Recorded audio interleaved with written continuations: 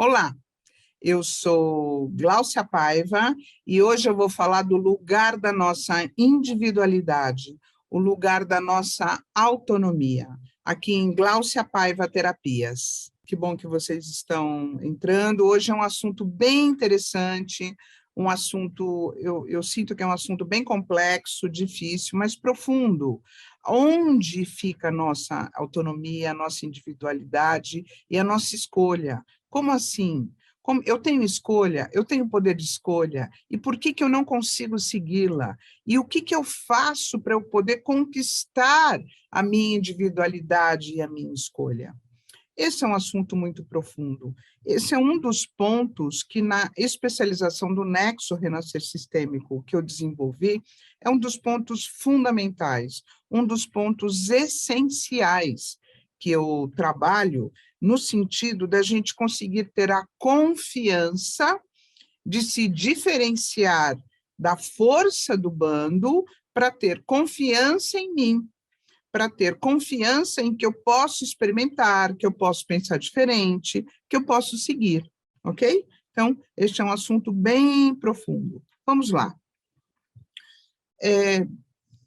Como somos mamíferos, né? Eu já falei isso em vários vídeos. Como somos mamíferos, nós dependemos biologicamente, fisiologicamente, do bando para a gente conseguir sobreviver. Se você não recebe água e comida e alguém tira o seu cocô e seu xixi quando você é bebê, você não sobrevive, você adoece, você morre, você não sobrevive. Então, sem a força do bando, não é possível fisiologicamente a gente sobreviver. E isso vai fazendo com que, aos poucos, você vai desenvolvendo toda uma simbiose com os nossos pais ou os nossos cuidadores. E assim a gente vai recebendo referências do sentir, do pensar e do agir. Tá? O nosso sistema nervoso, até 2 anos de idade, ele precisa dessa referência externa para estar se desenvolvendo. Então, você aprende com sua mãe, com seu pai, com seus cuidadores, como sentir, pensar e agir. A gente nasce 30% maduro do sistema nervoso. Os outros 70% vai se amadurecendo dependendo dessa referência externa. Então, a referência externa dos pais, de 0 até 2 anos de idade, se torna um imprint em nós. É impresso nas nossas vísceras, órgãos e músculos. Outro dia eu estava conversando com uma terapeuta muito boa, que é a Sofri Farri, e ela falou uma expressão que eu achei tão interessante. As nossas fáscias musculares é aquela camada que fica no músculo. E nessa fáscia que fica a informação, toda essa informação sensorial, né? E aí ela colocou a seguinte frase: as fáscias musculares é uma postura na nossa vida. Eu achei isso fantástico. Né? Então, você recebe uma orientação, você recebe uma informação, isso está impresso fisiologicamente, né? E isso vai para os músculos, vísceras e órgãos e se torna uma referência e fica nas nossas faces musculares. E daí, isso é uma postura diante da vida, quer dizer, conforme o que você recebeu de orientação, de referência, se torna a nossa postura diante da vida. É a base da nossa estrutura de personalidade. Isso de 0 a 2, para mim, isso não é um estudo científico, isso é um olhar, é um conceito. A nossa psicologia, para mim, só começa depois dos 2 anos. O que eu vou fazer com o que eu recebi de referência do meu pai e da minha mãe, ou dos meus cuidadores, eu começo a minha psicologia depois dos 2 anos de idade. Até lá, a minha fisiologia está ocupada copiando, recebendo, arquivando, imprimindo, né, a respeito do que eu estou recebendo de informação. a minha interpretação dessa referência, que no meu olhar é a nossa psicologia, isso só vai acontecer após esse período, né? E ainda muito bebê, né? Muito criança. E disso a gente começa a interpretar, né? Então, se eu recebo essa impressão, e se isso vai se tornar a base da minha estrutura de personalidade, onde fica a minha individualidade? Onde fica a minha autonomia? Né? Então, se eu cresço dessa forma, e se na minha infância eu recebo orientação do que é certo e do que é errado, do que eu posso e do que não posso, do que eu devo e do que eu não devo, né? Onde fica a minha vontade, o meu desejo, a minha autonomia, a minha individualidade diante da minha necessidade do pertencimento, diante do que eu tenho que seguir um pensar, sentir e agir no bando para eu ter aprovação, para eu ser aceito, para eu ter essa sensação de segurança, né?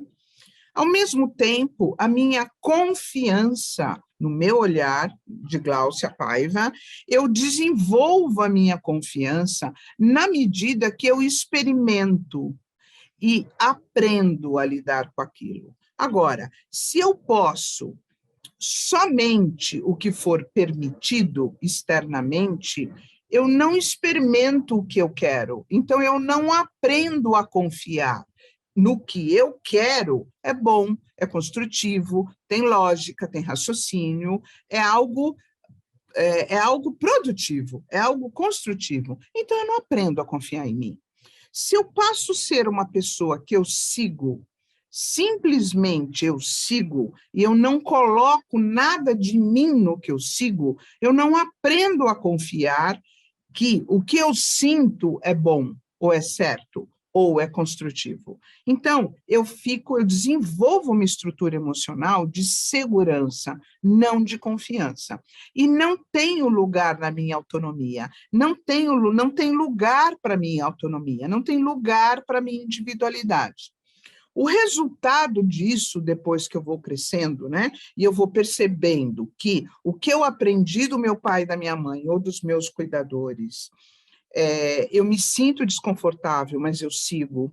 Eu não sinto que é isso que eu tenho que fazer, mas eu faço. Eu não me sinto confortável, mas eu dependo daquilo para sobreviver.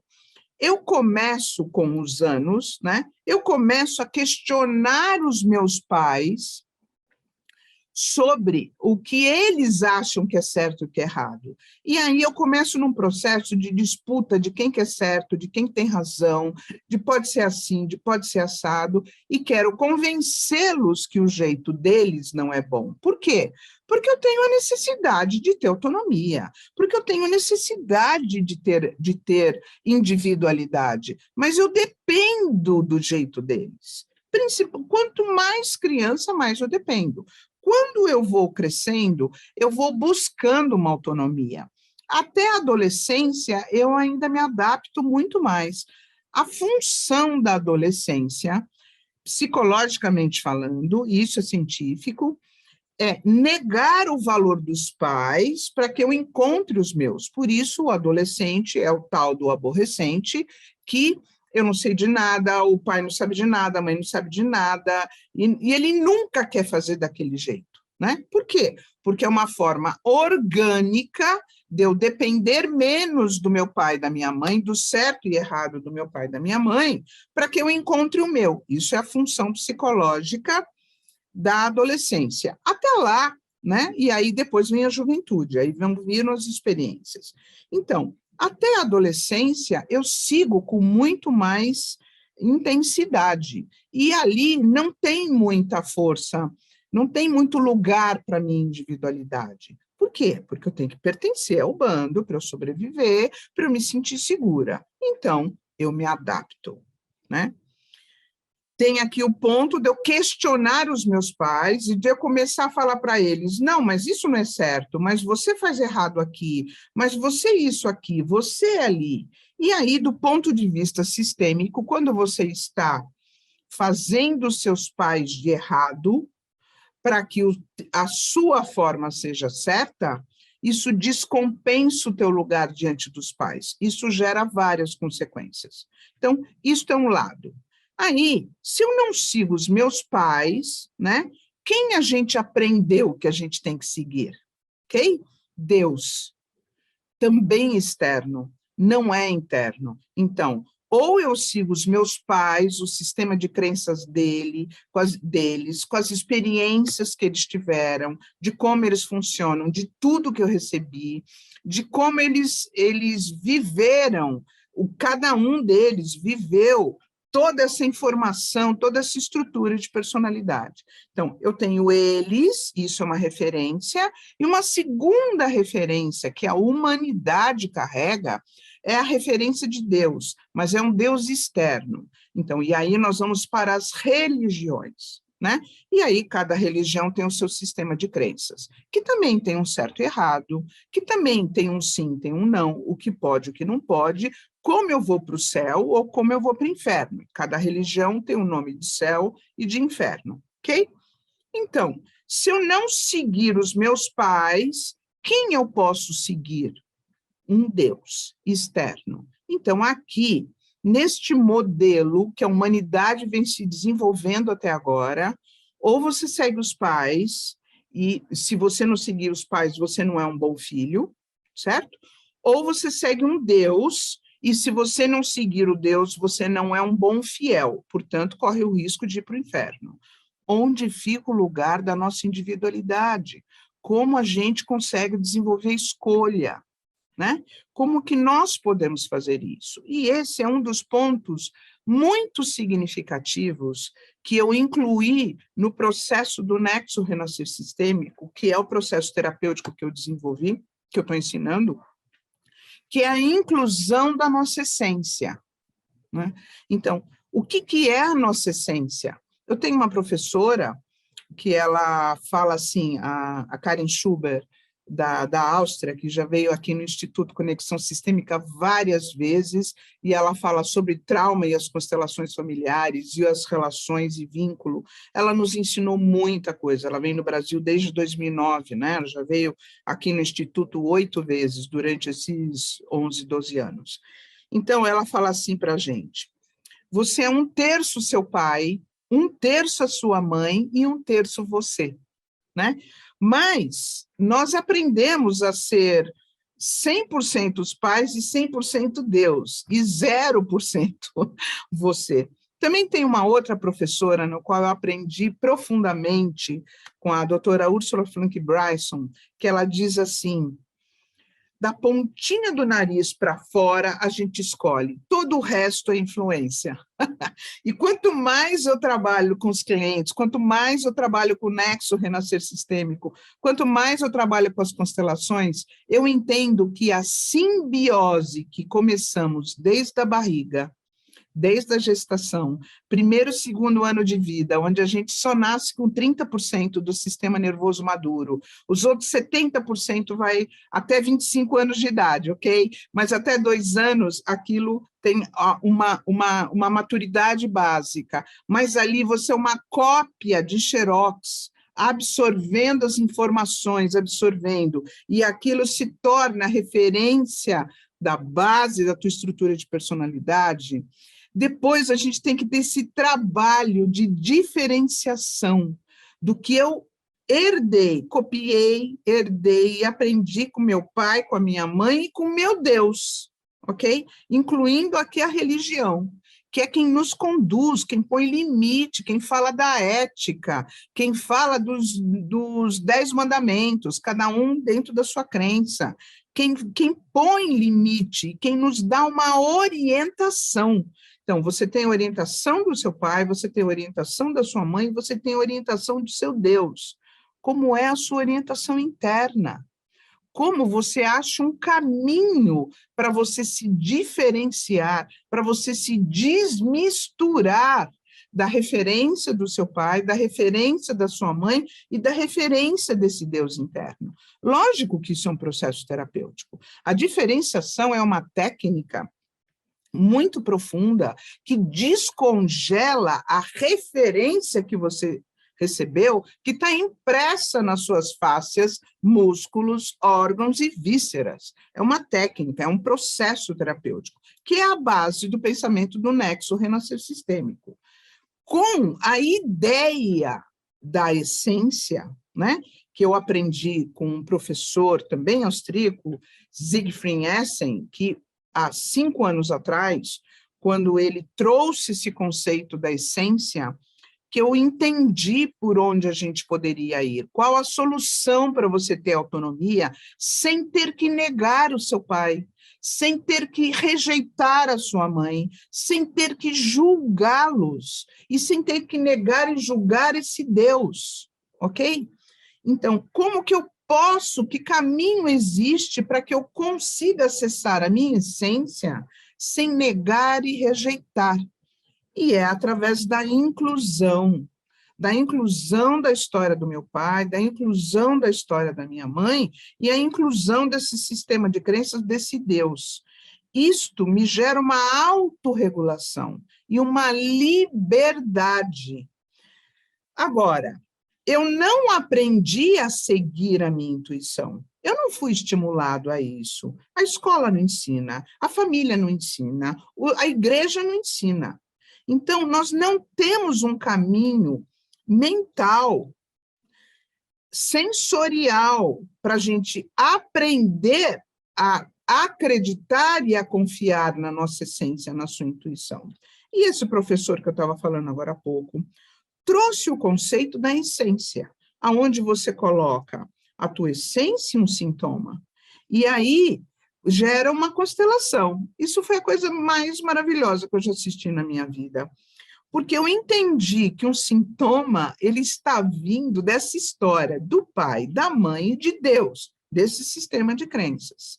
E a minha autonomia, a minha essência, tem que ter um lugar diante disso, tem que ter um espaço, mas que o sistema familiar e o sistema religioso não permite, não estimula e não ensina. Tá? E é assim que a humanidade vem se desenvolvendo. Hoje, eu sinto que nós somos extremamente privilegiados de estar podendo pensar nisso, refletir nisso. Então, quando eu incluo o lugar da nossa essência, o conceito da essência, que você pode chamar de eu superior, de alma, de essência, particularmente, eu, Glaucia, chamo da minha porção espiritual. E a minha porção espiritual não tem a ver com a minha religiosidade, tem a ver com a minha espiritualidade. A minha porção espiritual, para mim, é a minha consciência, é a minha iluminação, é a minha intuição, é meu repertório iluminado que eu trago, que vem internamente, que eu nem sei de onde. Mas eu sinto coisas, eu sei que eu tenho que seguir aquilo. E quando eu sigo, dá certo. Eu chego em algum lugar, eu cresço, eu acrescento, eu colaboro, eu contribuo. É uma força iluminada que eu carrego. Onde é o lugar dessa força? Onde eu coloco essa força? Como é essa força? Como eu acesso? O que eu tenho que fazer com tudo isso? Então, existem muitas linhas de meditação que falam que quando você consegue silenciar a mente, você vai para o vazio nada. E o vazio nada te possibilita você a acessar o seu interior, a sua iluminação. Então, isso são as linhas orientais, né, de meditação. Não é assim que eu funciono, eu acho isso maravilhoso, eu concordo com isso, mas não é assim que eu funciono. Eu acho que a gente tem que ter o lugar, porque quando você dá o lugar da essência no teu campo, ao seu redor, você começa a materializar, não fica tão etérico. Eu consigo materializar, consigo sentir, consigo receber e começo a registrar no meu sistema nervoso, no meu sistema háptico sensorial, que existe uma essência e que eu recebo um tônus dela e que esse tônus me transforma. me dá uma sensação de confiança. É impressionante a força que isso tem. Então, eu incluí no método do Nexo Renascer Sistêmico um novo senso de orientação após uma constelação familiar. A constelação, você está se desvinculando de uma referência do sistema do pai ou da mãe, ou uma referência religiosa que tem a ver com a religião deles, né? Então, fica tudo no mesmo pacote. E quando eu deixo de seguir aquele vínculo, aquela orientação, quem vai me orientar? Quem eu vou seguir? Como eu vou? Então, se eu não sou mais aquilo, quem eu me torno? Quem me orienta? Eu me sinto capaz de ir sem eles? É aqui que a dependência dos pais começa a diminuir. Quando eu começo a incluir a minha essência como referência e ela me orientando a partir de agora. Então, eu não preciso mais que os meus pais mudem para eu poder mudar. Eu vou criar uma diferenciação, eu vou criar individualidade, eu vou criar autonomia, mesmo que eles continuem sendo os mesmos. Eu estou incluindo as justas razões deles, os motivos deles, como eles aprenderam, o repertório de sobrevivência que eles desenvolveram, certo, errado, equilibrado, desequilibrado, bonito ou feio, afetivo ou agressivo. Independente disso, eles chegaram até aqui. Eu vejo dificuldades, eu vejo desequilíbrio, eu vejo muitas arestas, muitos pontos que poderiam ser diferentes, cada um escolhe como quer viver. Eles têm o direito de ser do jeito deles, e eu também tenho o direito de ser o meu jeito, mas não é julgando, não é acusando, não é responsabilizando, não é rejeitando e nem negando, é incluindo através das constelações, e esse é o grande benefício das constelações familiares, porque não é negando, nem rejeitando, é incluindo, ok? Mas, ao mesmo tempo, trazendo a minha essência, a minha orientação, a minha nova referência, para que eu me sinta confiante e consiga abrir mão da dependência emocional que eu tenho deles, que eu carrego deles, que é absolutamente natural e normal. Na semana que vem, eu vou fazer um exercício com a essência, e aí sim a gente vai poder estar experimentando esse modelo. Esse conceito da essência, da diferenciação, deste repertório e desse novo senso de orientação, é um dos conceitos do Nexo Renascer Sistêmico, que é o processo terapêutico que eu desenvolvi com as constelações familiares, ok? Se você gostou desse vídeo, por favor, se inscreva aqui no meu canal, Gláucia Paiva Terapias, dê um like e, se possível, compartilhe, ok? Eu espero que esse conceito colabore no caminho de vocês, que ajude. Um beijo no coração, muito obrigado da presença de vocês e da confiança.